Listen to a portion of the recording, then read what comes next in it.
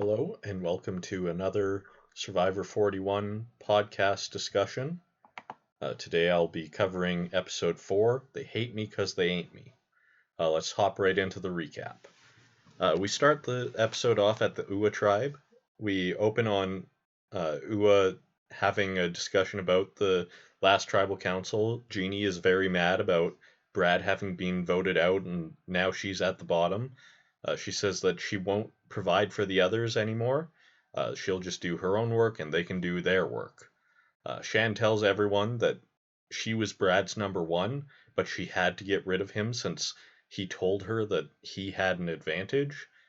JD is upset that Shan was mad at him for hiding an advantage from her when she was hiding Brad's advantage from him. I don't think this is exactly the same thing, however, as this was Brad's advantage that he shared with Shan, and Shan chose not uh, to keep Brad's secret for him. She didn't have to tell JD about it, nor did JD have to tell Shan about his advantage. He just got caught with it.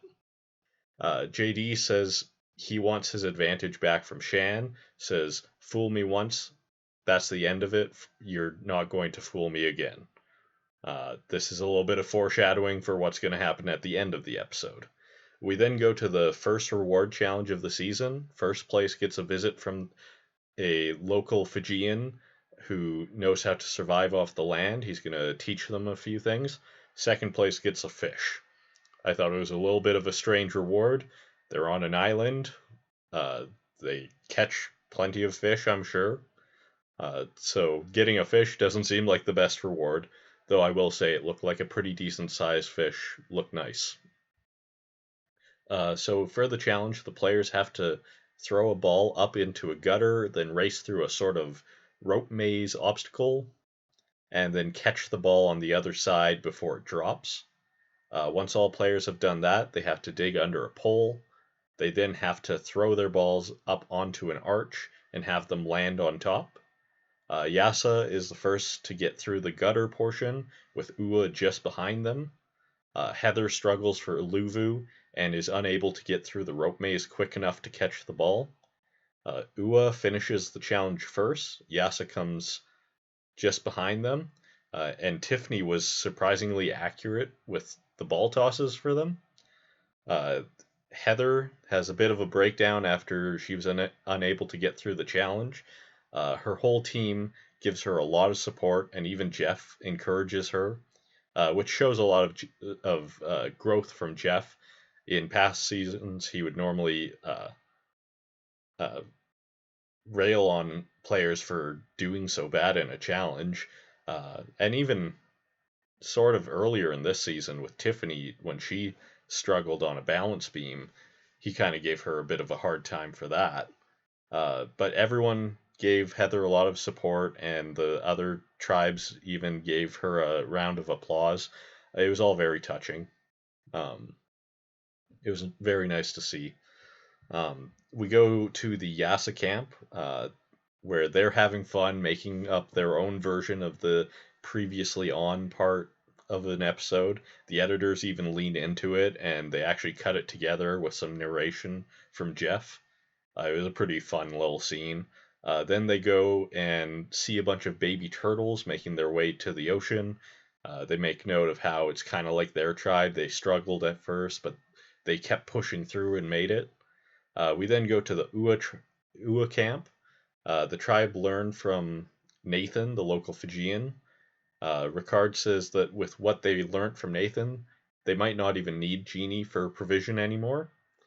This might be a slight misunderstanding of what Jeannie meant. I don't think Jeannie meant that they couldn't do the survival stuff, just that she was the hardest worker and she's not going to work for them anymore. We then go to the Luvu camp. Erica and Deshawn are talking. Erica thinks Deshawn is the only other one that's thinking about the game.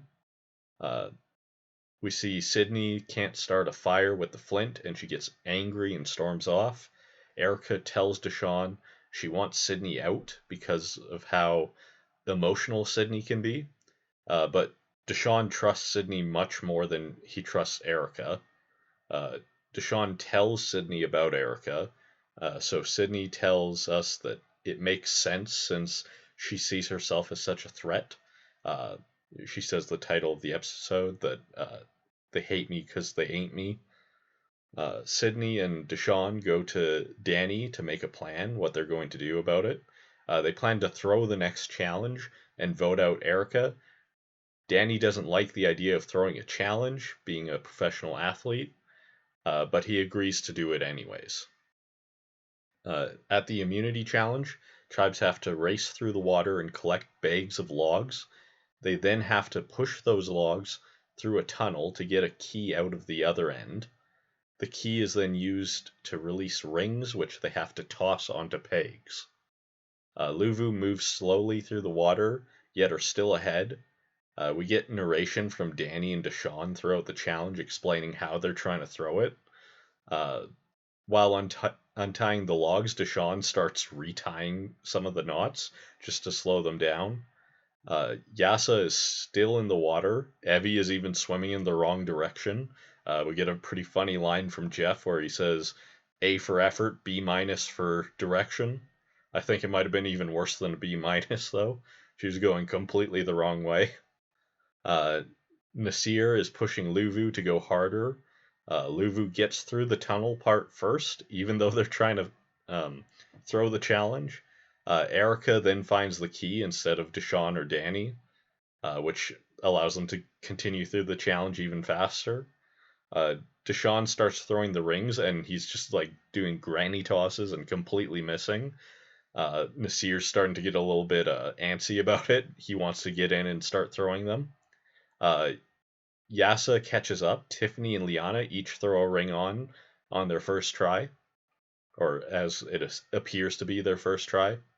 Nasir takes Deshawn's place on the ring toss, and he right away nails 2 ring tosses back to back. And then Xander comes in for Yasa, and he wins it. It comes down to just JD for Ua and Nasir for Luvu. JD gets overconfident, and he shouts out money as he misses a throw, and then Nasir wins it for Luvu.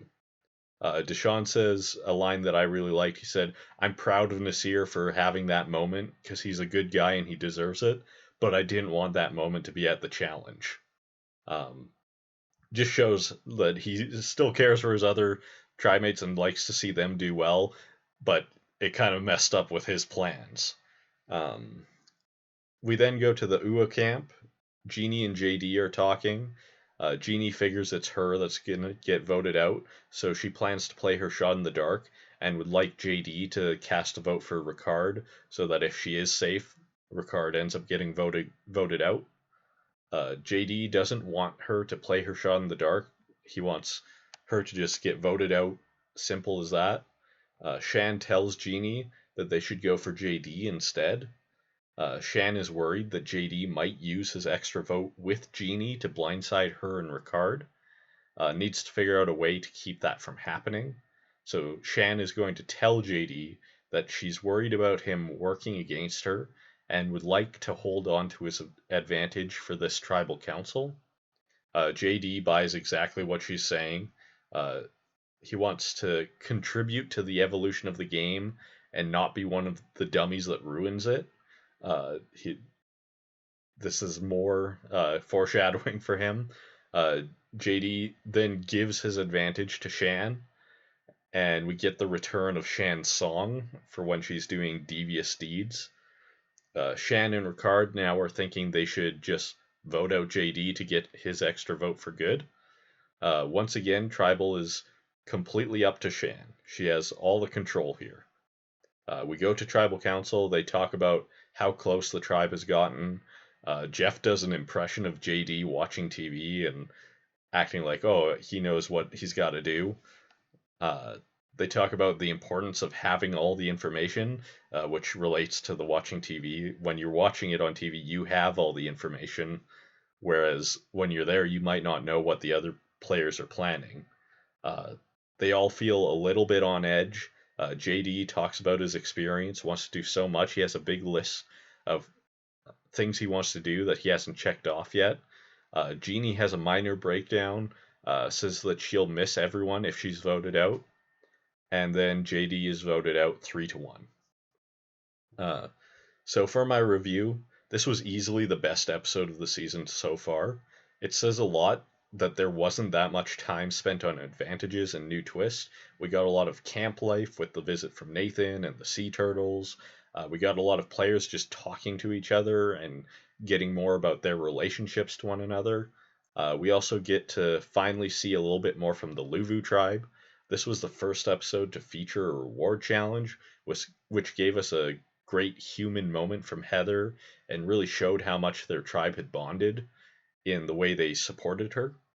This episode was also edited together really well, doing some fun things with the Yasa tribe and their recap, as well as all the foreshadowing they did for JD's downfall. This episode finally started to feel like the entire cast is going to play a role. With it being such a good episode, I don't have too much to say about it really. Overall, I give this one a 9 out of 10 and hope the season continues in this way. So I wanted to talk a little bit about the person who got voted out now. So JD, my thoughts on him are that he has a very fun personality and he's very ambitious to play the game. He was young and a little naive and probably just not ready to play the game the way he thought he was going to in his head. He often seemed like he was trying a little too hard to make connections, and when you're trying so hard in that way, it comes across as disingenuous. Uh, and that's how I read him on there. I think he also fits into like the Don Quixote character type, where he believes himself to be the greatest hero, but his actions often fall short of that. This character type has provided us with some of the funniest players in the history of Survivor, such as Coach and Philip. And while I don't quite see him on the same level as those guys, he was still a lot of fun and maybe more on the side of like a Jimmy T from Nicaragua. And he provided some great laughs for the season. He had big plans, but based on his sloppy play and inability to follow through on his aspirations, it likely would have blown up in his face, as we did end up seeing with him giving away his advantage and just getting voted out. Uh, it's going to be a little bit sad to not have him in the episodes anymore, but I think he was a perfect pre-merge boot. Might be the best one of the season, right along with Brad from last week. So for my predictions, Shan and Evie still look like the strongest players out there, even though they had some minor hiccups in this episode. Shan probably shouldn't have told everyone about how close she was with Brad. It might have revealed a little bit too much about how she's playing to the rest of her tribe. She did recover, however, with the JD blindside, receiving his extra vote advantage in the process. Voting out JD was smart, as he had those big plans and that checklist, and that likely would have caused some major issues for Shan down the line and could have been hard to play with. As for Evie, we got the part where she was swimming in the wrong direction during the challenge, which was funny, and I don't think it really hurts her game in any way. We didn't get to see too much from Yasa this episode, but when we did, we got her perspective, which once again tells us that she's the main focal point in her tribe. I want to have a little bit of a look at some of the other players today to see where they're at.